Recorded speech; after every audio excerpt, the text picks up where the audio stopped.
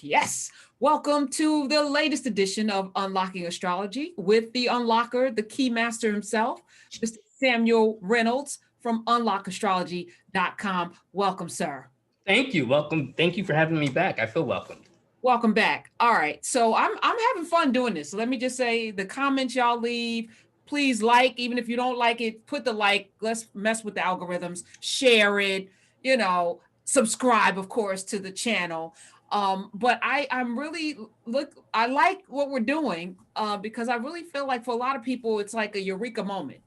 Yeah. So I want to say something too. I also want to thank subscribers and listeners and viewers for the get well greetings and for supporting me. I mean, still facing some health challenges, but I really appreciate it. Oh, it goes without saying that this audience is amazing. This is the family that I want to be a part of. In many ways, we've cultivated this family and we act like a family. We sometimes argue, fuss, and fight, disagree, but at the crux of everything that we do is love, which is the foundation upon which everything that I do is built. So when I saw all of the well wishes, I'm not surprised. As a matter of fact, I expect that from this crowd of people. So yes, Alhamdulillah. yes, I thank them as well. So today is the cusp, the cusp. So first, define what a cusp is. So like I'm a Taurus, I say Hitler's on the cusp, and I think he leans towards Aries. But that's just to protect my own sensibilities that I don't want to invite somebody like that into my sign, but we all got them. So, what are cusps and why are they important if we all possess all of the elements of all of the zodiac signs within our personalities? So the cusp is the idea that there's a boundary point between things. So that's the general idea. So in astrology, when we talk about something called houses, there are cusps by degrees between houses, depending on, now there's something called house systems. There's been various house systems developed through history. So there are cusps between, let's say, the first house and the second house.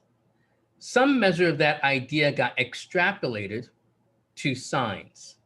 And some measure of that comes from the popularization of astrology and people loving astrology. So what I wanted to illustrate today is, so this is a success dream book, Dr. or Professor de Herbert, right? And there's all various kinds of dream books with numbers in them.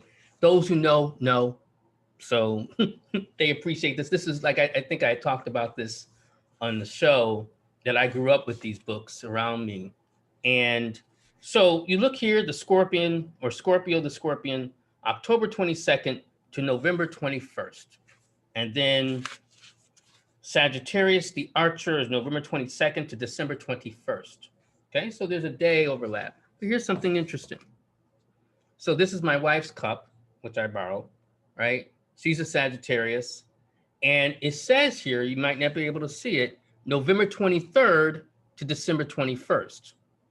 So there's some overlap between what Professor de Herbert said and what's on this cup.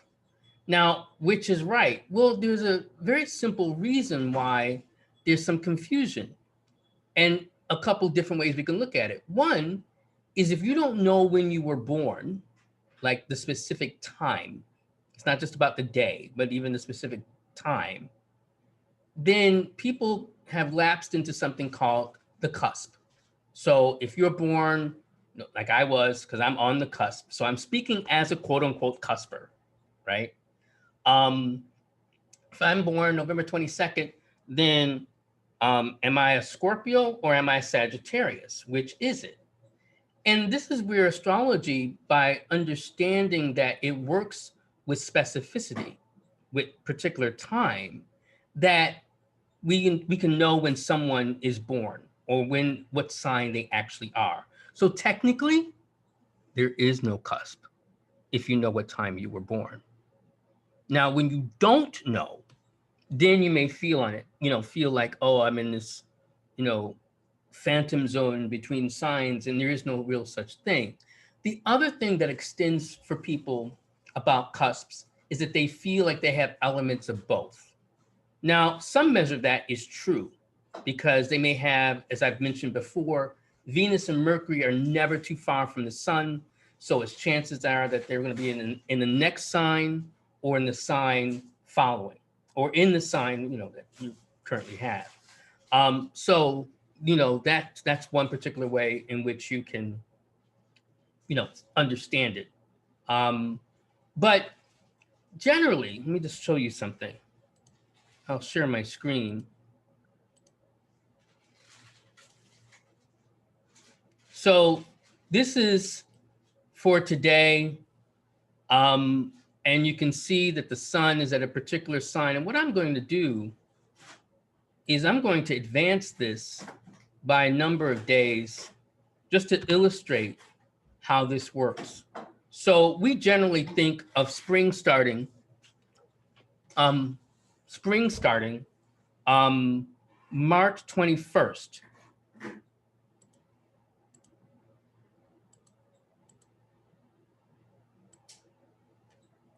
Now look, the sun goes into Aries, and now I can narrow it down, March 20th, 2021, rather than 21st. Now, I'm gonna go back minutes and try to figure out the exact point, and this is the sun, by the way. So I'm pointing with my cursor at the sun. The exact time, actually it may take a little longer than that, so let me do 10 minutes. The exact point in which the sun goes into Aries is actually going to be sometime in the morning of March 20th, and I might say closer to 6th. And I'm going to change it so I can get more exact. So we can figure out the exact time when things happen, when the sun goes into Aries. So this year, so every year could be different. It could be different. Right? Last year could have been something else, but this year, yes, you are an Aries if you're born after 6 a.m. March 20th. Whereas next year, chart, go ahead.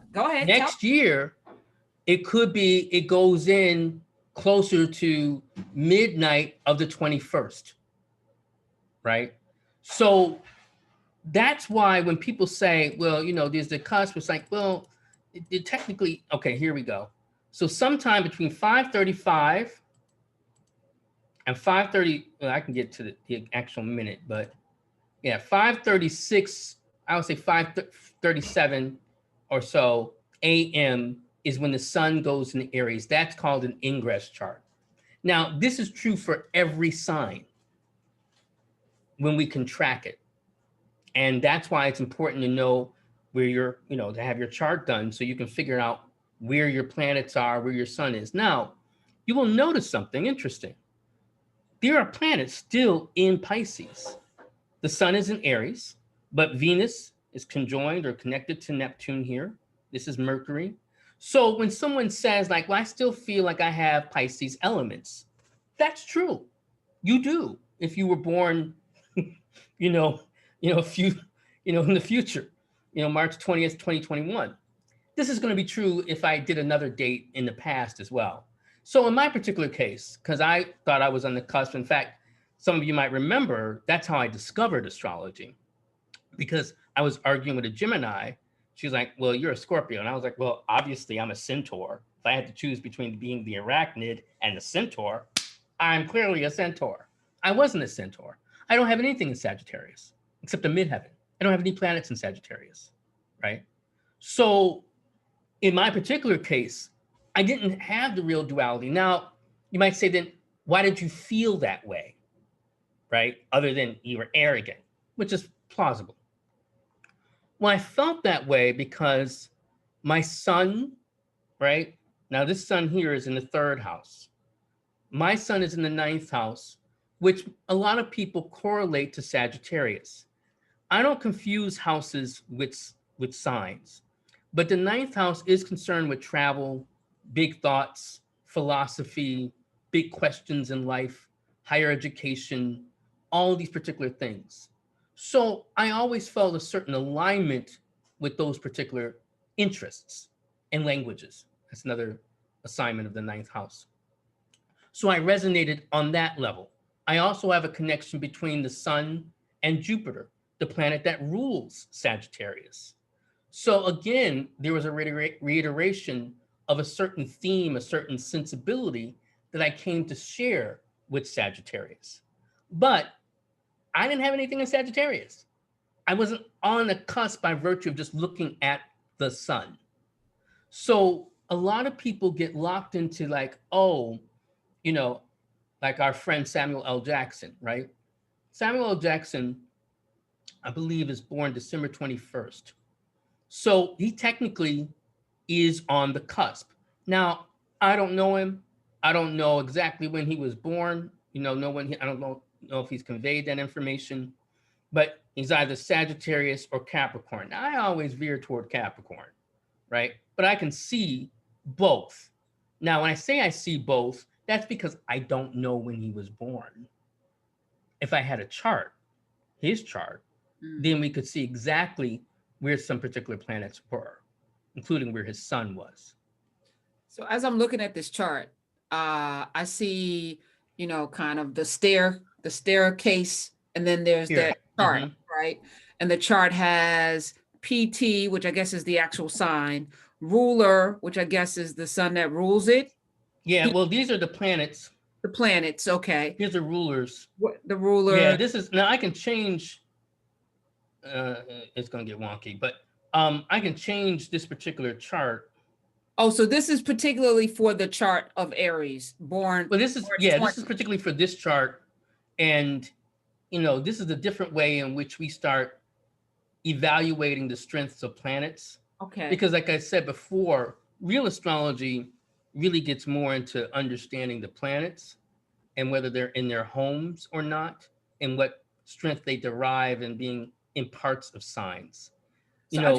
I just wanted you to explain, so this planet, ruler, what's the exalt, the trip? Where the planet experiences an exaltation in a particular sign. So the sun is exalted in Aries. Okay.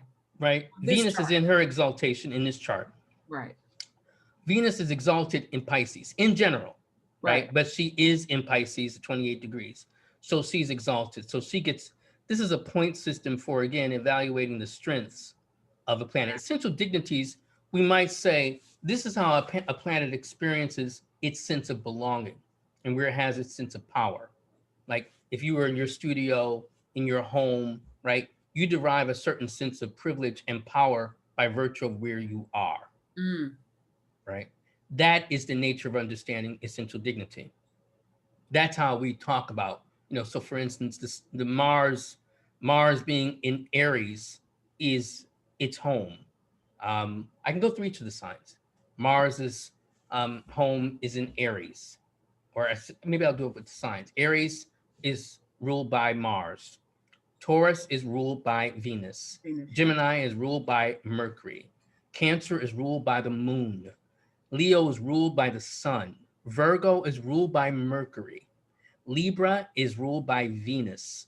Scorpio is ruled by Mars. Sagittarius is ruled by Jupiter. Capricorn is ruled by Saturn. Aquarius is ruled by Saturn. And then Pisces is ruled by Jupiter. How are the two? I use more traditional ruler. Well, that's because with Saturn is deemed the adversary, the opposer.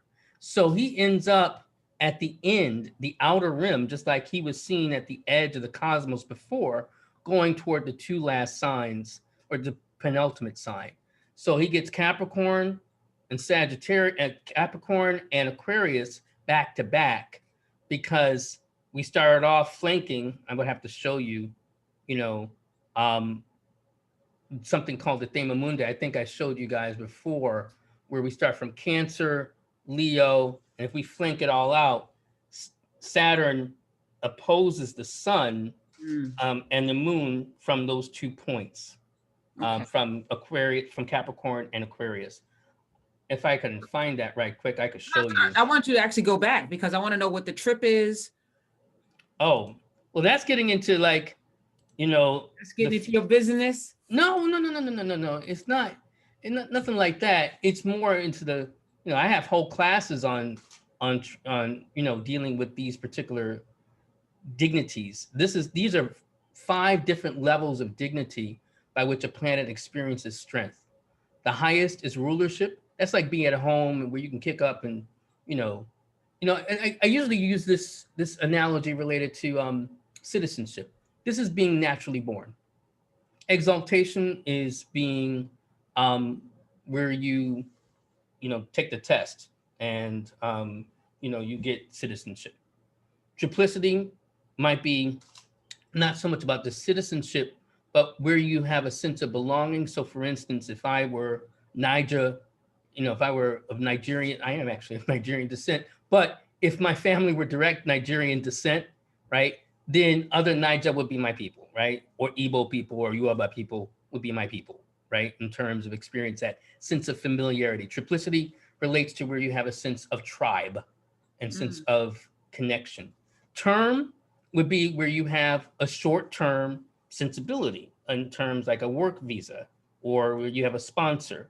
It also gives a level of dignity in more the immediate sense related to either a skill.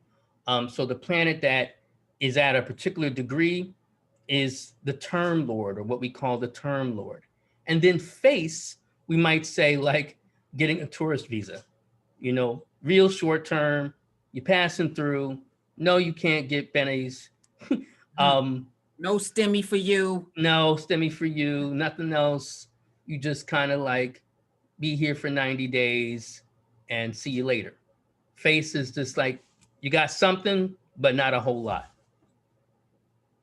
There's more deeper elements to face. Because one thing I will say about face, this is interesting for us as Black people.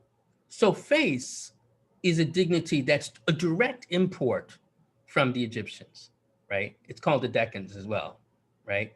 So one thing to recognize about what the Greeks and Romans did in Ptolemaic Egypt is that they assimilated a lot. Now, some things they did innovate in terms of the crafting of what we now know as Western astrology. But the actual dimension of face, looking at and dividing up the degrees by 10. So that's what decans mean, or face, is that we divide up each degree by 10, or each sign by 10. So the first decan, let's say of Aries, the first decan of Aries is Mars. So the first, for the first 10 days of of Aries, that's going to be ruled by Mars, right? Just to kind of give that sensibility. And that is a direct importation of a sensibility that comes from Egypt, but specifically, it wasn't necessarily related to signs, but 36 deities, 36 Neteru, who were honored during that particular time. Now, the actual Neteru is different than how we, again, use with the signs, but that's important to recognize that that's where that comes from, because that's how they divided up their days, or I should say specifically, how the Egyptians divided up their weeks into 10 days, not 7. And Detri means what? Detriment is the planet that experiences its sense of loss in that particular sign. Okay. And that's different from fall, because fall is fall is the opposite of exaltation. So detriment is the exact opposite of rulership. Fall is the opposite of exaltation. Okay. And we might think this relates, to us. It's kind of detriment is where you might be the experience of how we, experienced enslavement, right? In terms of being thrown suddenly out of where we were and who we were into, chaos, into pain, into misery, into a sense of loss. And that's how the planet experiences itself. And notice, and this is very important for people who kind of study some astrology, notice I'm talking about planets. I'm not talking about people. A lot of people start, especially getting on social media, oh, my Mars is in Cancer. I'm messed up. or my Mars is in Taurus, I'm messed up. Don't think like that. Because one thing to understand is that the planet in detriment does have a challenge, but that doesn't necessarily describe all and who, what you are and can be, right? And I'll get to that because there's a very important lesson with that. But the fall might be more the experience of how we've experienced the diaspora. So the fall is to remember, is to know, and then feel that sense of loss, but know that you have to kind of crawl back. It gives you determination. And you might say, like, wasn't it better to be exalted? Exalted on some level means that the planet has most of what it needs, right? And then feels entitled to it, right? Fall, you might say, it doesn't necessarily have what it needs, but still it has this hunger, this desire sometimes for more. It may, again, feel very challenged in terms of that. So for instance, Muhammad Ali had Mars in detriment. Some of the greatest athletes, like Michael Phelps, who has won the most Olympic medals of anyone in human history, or recorded history, I should say, has a Mars in Cancer, right? A Mars in fall. And that really highlights a key lesson of understanding astrology. It's more so sometimes when you don't have this sense of belonging, that you can become the hun at the gate, right? Where you can kind of come from the outback and go in because you weren't born with that. So you know that you come from some elsewhere. And this is, going along with some general theories that have been developed by cultural historians who talk about, that sometimes it's maps, not chaps. It's people who come from more the outlying areas, like how England kind of came to dominate so much of the world. And it's this teeny tiny island, right? That was on the perimeter of the continent. Japan, same story. Right? So it's not always those who are closer to the center who end up wielding the power. And some of those, I said, you're saying a word right now. It's some of those who are at the fall and at the detriment. That's why I say when people start talking about their planets, when they learn a little astrology, they become dangerous and they start saying things against themselves. And I'm like, you don't fully understand what that planet can do in detriment or in fall. And what, obviously it has its hazards. It's in detriment or fall, but it has its power. So I'm really glad that you asked about this, because I normally wouldn't, when I talk to clients, I show them something else. This happens to be up because I wanted to illustrate how to, advance a chart and get to Aries. But, I think that's important. Yeah. And this half a pyramid or the stair let me go back. on the side? This is called an Aspectarian, and this gives us the relationship of each planet to each other. And these different symbols are symbols for the aspect. So like this is a semi-square.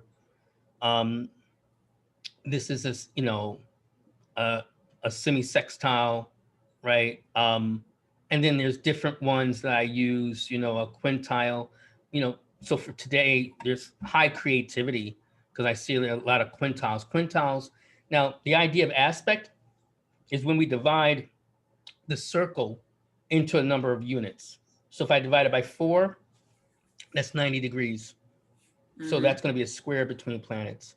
If I divide it by 5, that's going to be 72 degrees for each slice. So a quintile relates to 72. And that's what that Q is for. The square between Saturn and Uranus, again, that's imagining as if they're 90 degrees from each other. So Saturn here, Uranus there. That's kind of the idea. Got it. Thank you. Thank you for being transparent. I appreciate this. Oh, sure. No, I love what I do.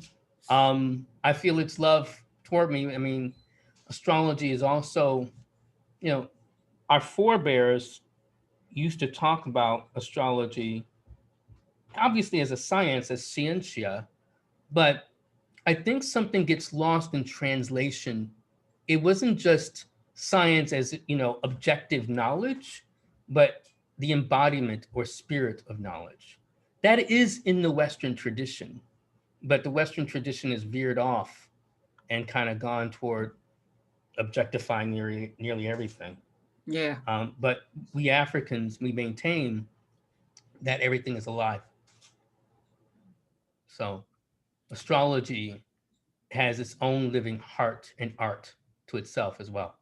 And part of this exercise and this conversation that we're having weekly is to reconnect to that power, reconnect to that source. You know, when I talked with Dr. Carr, he said we had like a 400-year interruption from, you know, from our greatest iterations of ourselves. And now we got to, you know, kind of get back to that. And it also requires that we shake off some of the yoke of indoctrination and some of the things that we've been ingrained, especially through religion. Religion has been a powerful weapon to extricate ourselves from ourselves.